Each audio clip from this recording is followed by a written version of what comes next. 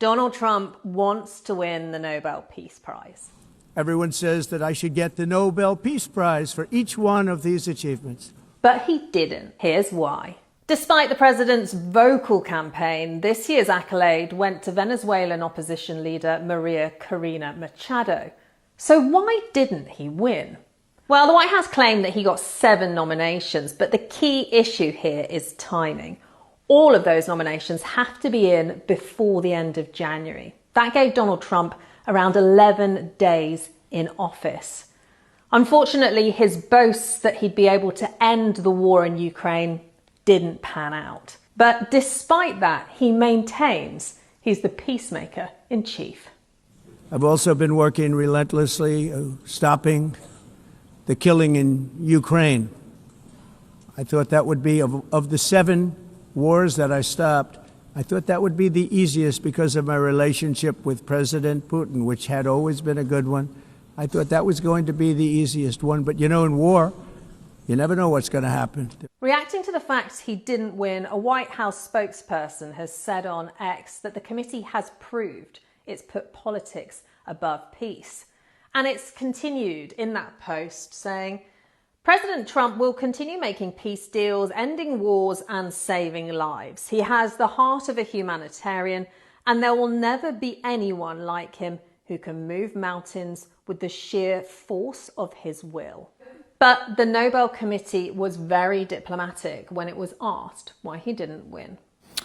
In the long history of the Nobel Peace Prize, I think this committee has seen any type of campaign, media attention. We receive thousands and thousands of letters every year of people wanting to say what for them leads to peace.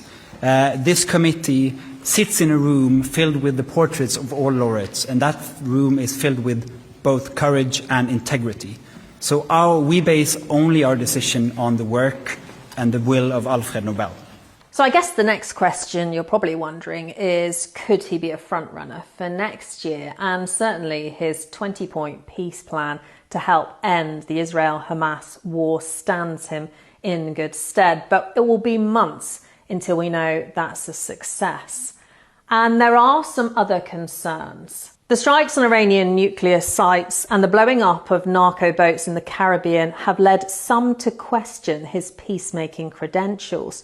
Also divisive are his immigration raids and deployment of the National Guard to some US cities. In fact, some critics argue that a president who pushes peace abroad but wages war at home should never win a Nobel Peace Prize. So this is certainly not a done deal. As for this year's winner, María Corina Machado, wow. She is receiving the Nobel Peace Prize for her tireless work promoting democratic rights for the people of Venezuela and for her struggle to achieve a just and peaceful transition from dictatorship to democracy. As the leader of the democratic forces in Venezuela, María Corina Machado is one of the most extraordinary examples of civilian courage in Latin America in recent times.